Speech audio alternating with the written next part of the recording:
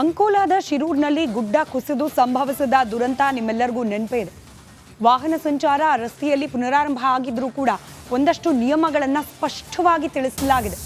ಆದರೆ ಈ ದುರಂತ ನಡೆದ ಸ್ಥಳದಲ್ಲೇನೆ ವಾಹನ ಸಂಚಾರದ ಸಂದರ್ಭದಲ್ಲಿ ನಿಯಮಗಳನ್ನು ಗಾಳಿಗೆ ತೂರಲಾಗ್ತಾ ಇದೆ. ಹೆದ್ದಾರಿ ಮಾರ್ಗದಲ್ಲಿ ವಾಹನ ಸಂಚಾರ ಆರಂಭವಾಗಿದೆ, ಆದರೆ ನಿಯಮಗಳನ್ನು ಗಾಳಿಗೆ ತೂರಲಾಗ್ತಾ ಇದೆ.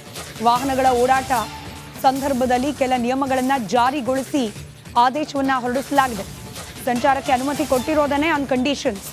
ಅಪಾಯದ ಪ್ರದೇಶದಲ್ಲಿ ಅತಿ ವೇಗದಲ್ಲಿ ಸಂಚಾರವನ್ನ ಮಾಡ್ತಿದ್ದಾರೆ ಕೆಲ ವಾಹನ ಸವಾರರು.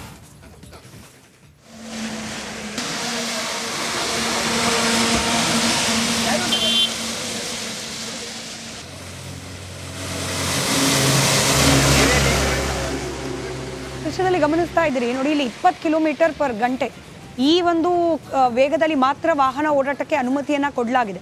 ಆದರೆ ಅತಿ ವೇಗದಿಂದ ವಾಹನಗಳು ಸಂಚಾರ ಆಗ್ತಾ ಇದೆ. ಏಕಮುಖ ಸಂಚಾರದಲ್ಲಿ ವಾಹನ ಸಂಚಾರಕ್ಕೆ ತಿಳಿಸಲಾಗಿತ್ತು, ಆದರೆ ಅಂದರೆ ಒನ್ ವೇ ಮಾತ್ರ ಓಡಾಡಬೇಕು ಅಂತ. ಅಂದರೆ ಎರಡೂ ಕಡೆ ವಾಹನಗಳು ಓಡಾಟ ನಡೆಸ್ತಾ ಇರೋದನ್ನು ಈ ದೃಶ್ಯದಲ್ಲೇ ಗಮನಿಸ್ತಾ ಇದ್ವಿ.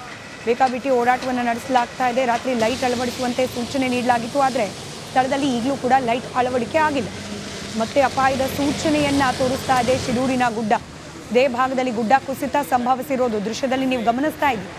ಪರಿಸ್ಥಿತಿ ಹೇಗಿದೆ, ಯಾವ ರೀತಿ ಗಾಳಿಗೆ ತೂರಲಾಗಿದೆ ಪರಿಸ್ಥಿತಿ, ಇದೆಲ್ಲದರ ಒಂದು ಪ್ರತ್ಯಕ್ಷ ವರದಿ ನೀಡಿದ್ದಾರೆ ನಮ್ಮ ಪ್ರತಿನಿಧಿ. ಗಮನಿಸಿ. ಉತ್ತರ ಕನ್ನಡ ಜಿಲ್ಲೆಯ ರಾಷ್ಟ್ರೀಯ ಹೆದ್ದಾರಿ 66ರಲ್ಲಿ ಸಂಚರಿಸುವ ವಾಹನ ಸವಾರರೇ ಎಚ್ಚರ. ಯಾಕಂತ ಹೇಳಿದ್ರೆ ಜುಲೈ 16ರಂದು ಸಂಭವಿಸಿದಂಥ ಅಂಕೋಲ ಶಿರೂರಿನ ದುರ್ಘಟನೆ ಬಳಿಕ ಈಗಾಗಲೇ ಹಲವು ಗುಡ್ಡಗಳು ಕೂಡ ಬಾಯಿ ತೆರೆದು ಕುಳಿತಿವೆ. ಕಾರವಾರದ ಸುರಂಗ ಮಾರ್ಗದ ಬಳಿ ಭಾರೀ ಪ್ರಮಾಣದ ಕಲ್ಲು ಬಿದ್ದು ಸಂಚಾರಕ್ಕೆ ಅಡಚಣೆ ಉಂಟಾಗಿರುವಂಥದ್ದು.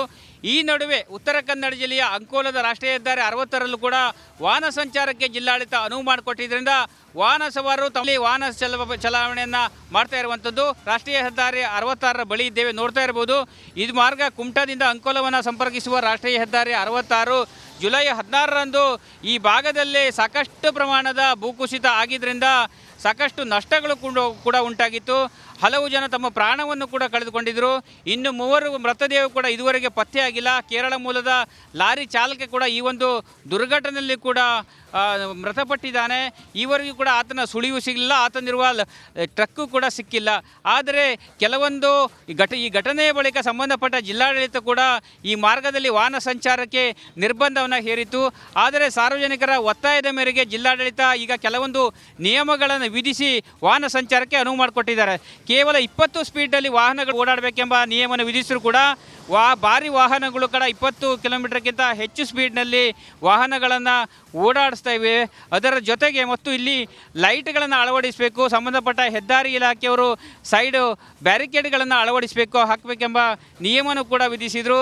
ಅದರ ಜೊತೆಗೆ ಒಂದು ಮಾರ್ಗದಲ್ಲಿ ಮಾತ್ರ ಏಕಮುಖ ಸಂಚಾರಕ್ಕೆ ಅನುವು ಮಾಡಿಕೊಡಬೇಕು, ಎರಡು ಬದಿಯಲ್ಲೂ ನಿಂತು ಏಕಮುಖ ಸಂಚಾರಕ್ಕೆ ಅನುವು ಮಾಡಿಕೊಡಬೇಕೆಂದು ನಿಯಮದಲ್ಲಿ ತಿಳಿಸಲಾಗಿತ್ತು. ಆದರೆ ಹೆದ್ದಾರಿಯ ಇವತ್ತಿನ ಒಂದು ವಾಹನ ಸಂಚಾರದ ಸ್ಥಿತಿ ಅರೆಬೈಲ್ ಘಾಟಿ ಬಳಿಯಲ್ಲಿ ವಾಹನ ಪಲ್ಟಿಯಾಗಿರುವ ಘಟನೆ ನಡೆದಿದೆ.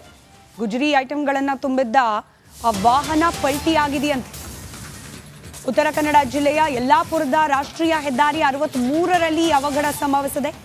ವಾಹನ ಪಲ್ಟಿಯಿಂದ ಹೆದ್ದಾರಿಯಲ್ಲಿ ಸಂಚಾರ ಸಹಜವಾಗಿ ಅಸ್ತವ್ಯಸ್ತವಾಗಿದೆ. ಗುಜರಿ ವಸ್ತುಗಳನ್ನು ತುಂಬಿದ್ದ ವಾಹನ ಪಲ್ಟಿಯಾಗಿ ಹೋಗಿದೆ. ಇದರಿಂದಾಗಿ ಆ ರಸ್ತೆಯಲ್ಲಿ ಇತರೆ ವಾಹನಗಳು ಓಡಾಟಕ್ಕೆ ಅಡ್ಡಿ ಉಂಟಾಗಿದೆ. ರಾಷ್ಟ್ರೀಯ ಹೆದ್ದಾರಿ 63ರಲ್ಲಿ ಸಂಭವಿಸಿರುವ ದುರ್ಘಟನೆ ಇದು. ಅರೆಬೈಲ್ ಘಾಟಿ ಬಳಿಯಲ್ಲಿ ವಾಹನ ಪಲ್ಟಿಯಾಗಿ ಹೋಗಿದೆ.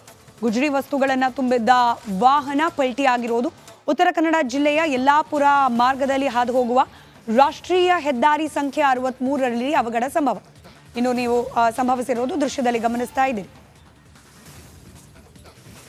ಇನ್ನು ಈ ವೆಹಿಕಲ್ ಪಲ್ಟಿ ಆಗ್ತಾ ಇದ್ದಂತೆ ರಸ್ತೆ ಕ್ಲೋಸ್ ಆಗಿದೆ. ರಸ್ತೆಯಲ್ಲಿ ವಾಹನಗಳ ಸಂಚಾರಕ್ಕೆ ಸಾಧ್ಯ ಆಗ್ತಾ ಇಲ್ಲ. ಇದರ ಪರಿಣಾಮ ಬರೋಬ್ಬರಿ 2 ಕಿಲೋಮೀಟರ್ ರಾಷ್ಟ್ರೀಯ ಹೆದ್ದಾರಿ 63ರಲ್ಲಿ ಬರೋಬ್ಬರಿ 2 ಕಿಲೋಮೀಟರ್ನಷ್ಟು ಟ್ರಾಫಿಕ್ ಜಾಮ್ ಉಂಟಾಗಿದೆ ಅನ್ನೋ ಮಾಹಿತಿ ಲಭ್ಯವಾಗ್ತಾ ಇದೆ.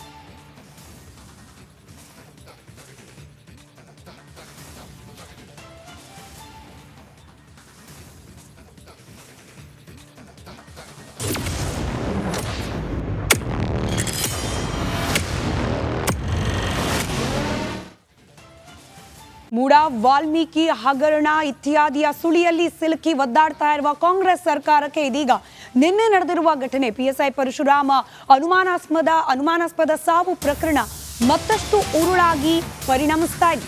ಸಿದ್ದು ಸರ್ಕಾರಕ್ಕೆ ಇದು ಮತ್ತೊಂದು ಉರುಳಾಗಿ ಪರಿಣಮಿಸಿದೆ. PSI ಪರಶುರಾಮ್ ಸಾವು ಕೇಸ್ ವರ್ಗಾವಣೆ ದಂಧೆಗೆ ಪರಶುರಾಮ್ ಬಲಿಯಾದ್ರ ಅನ್ನೋ ಅನುಮಾನ. ಅವರ ಪತ್ನಿ ಇದನ್ನ ಬಹಿರಂಗವಾಗಿ ಹೇಳಿಕೆ ನೀಡಿದ್ದಾರೆ. MLA ಹಾಗೆ ಆತನ ಪುತ್ರನನ್ನ ಬಂಧಿಸಿ ಅಂತ ಹೇಳಿ ಪರಿಪರಿಯಾಗಿ ಬೇಡ್ಕೊಂಡಿದ್ದಾರೆ ಪರಶುರಾಮ್ ಪತ್ನಿ. ತೀವ್ರ ಅನುಮಾನಕ್ಕೆ ಕಾರಣವಾಗಿದೆ. ಶಾಸಕ ಚೆನ್ನಾರೆಡ್ಡಿ ನಡೆ. FIR ದಾಖಲಾಗ್ತಾ ಇದ್ದಂತೆ ಮಗನೊಂದಿಗೆ ಎಸ್ಕೇಪ್ ಆಗಿದ್ದಾರೆ ಚೆನ್ನಾರೆಡ್ಡಿ. ಮನೆ ಕಚೇರಿ ಬಳಿ ಎಲ್ಲಿ ಹುಡುಕಿದ್ರು ಕೂಡ ನಾಪತ್ತೆ. ಶಾಸಕರು ಸಿಕ್ತಿಲ್ಲ, ಅವ್ರ ಮಗನೂ ಸಿಕ್ತಿಲ್ಲ. ಶಾಸಕರ ಕಚೇರಿ ಹಾಗೆ ಮನೆ ಎದುರು ಭದ್ರತೆಯನ್ನ ನಿಯೋಜನೆ ಮಾಡಲಾಗಿದೆ. ಸುಮಾರು 30ಕ್ಕೂ ಹೆಚ್ಚು ಜನ ಪೊಲೀಸರ ನಿಯೋಜನೆ. ಎಂಥ ದುರಂತ ನೋಡಿ. ಅಲ್ಲಿ ಸಾವನ್ನಪ್ಪಿರೋದು ಕೂಡ ಪೊಲೀಸ್ ಇಲಾಖೆಯದ್ದೇ ಒಬ್ಬ ಸಿಬ್ಬಂದಿ. ಆರೋಪ ಇರೋದು ಸ್ಥಳೀಯ ಶಾಸಕನ ಮೇಲೆ, ಆತನ ಮಗನ ಮೇಲೆ. ಆ ಶಾಸಕನ ಮನೆಗೆ ಮತ್ತೆ ಪೊಲೀಸರನ್ನ ಭದ್ರತೆಗೆ ನಿಯೋಜನೆ ಮಾಡಿದ್ದಾರಂತೆ.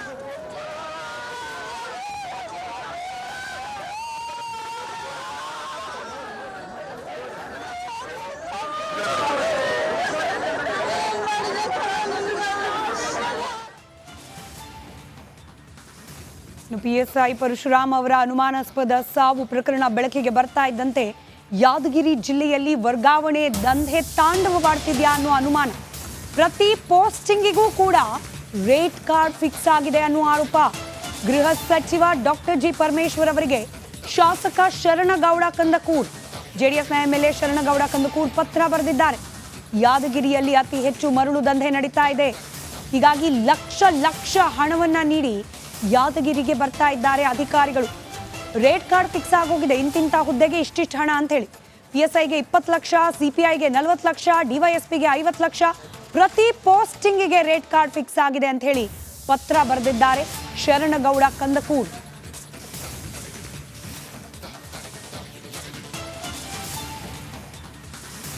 ಇದೇ ವಿಚಾರಕ್ಕೆ ಸಂಬಂಧಪಟ್ಟಂತೆ ಯಾದಗಿರಿಯ ಕಾಂಗ್ರೆಸ್ ಜಿಲ್ಲಾಧ್ಯಕ್ಷರು ಮಾತನಾಡ್ತಾ ಇದ್ದಾರೆ, ಕೇಳಿಸ್ಕೊಳ್ಳಿ.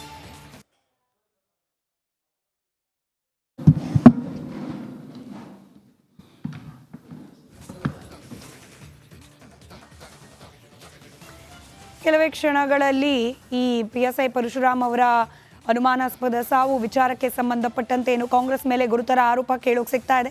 ಕಾಂಗ್ರೆಸ್ ಸರ್ಕಾರದಲ್ಲಿ ವರ್ಗಾವಣೆ ದಂಧೆ ನಡೆದು ಹೋಗ್ತಿದೆ ಅಂತ ಹೇಳಿ ಇದಕ್ಕೆ ಸಂಬಂಧಪಟ್ಟಂತೆ ಸ್ಥಳೀಯ ಕಾಂಗ್ರೆಸ್ ನಾಯಕರು ಒಂದು ಸುದ್ದಿಗೋಷ್ಠಿಯನ್ನು ನಡೆಸುತ್ತಿದ್ದಾರೆ. ಒಂದಷ್ಟು ಸ್ಪಷ್ಟೀಕರಣ ನೀಡೋ ಪ್ರಯತ್ನವೂ ಕೂಡ ಇದರಲ್ಲಿ ಆಗಬಹುದು ಅನ್ನೋ ನಿರೀಕ್ಷೆ. ಇದರ ನಡುವೆ ಶರಣಗೌಡ ಕಂದಕೂರ್ ಅವರು ಡೈರೆಕ್ಟಾಗಿ ಪತ್ರ ಬರೆದಿದ್ದಾರೆ ಗೃಹ ಸಚಿವರಿಗೆ. ಇಲ್ಲಿ ಅವ್ಯಾಹತವಾಗಿ ಮರಳು ದಂಧೆ ನಡೀತಾ ಇದೆ. ಹೀಗಾಗೇನೆ ಇಲ್ಲಿಗೆ ಬರೋ ಪ್ರತಿಯೊಬ್ಬ ಅಧಿಕಾರಿ ಕೂಡ ಒಂದಷ್ಟು ಕಳ್ಳಕಾಸನ್ನು ಮಾಡ್ಕೊಳ್ಬಹುದು ಅನ್ನೋ ಕಾರಣಕ್ಕೆ ಬೇಕು ಅಂತಲೇ ಯಾದಗಿರಿಗೆ ಪೋಸ್ಟಿಂಗ್ ಮಾಡಿಸ್ಕೊಳ್ತಿದ್ದಾರೆ. ಇದಕ್ಕೆ ಸಂಬಂಧಪಟ್ಟಂತೆ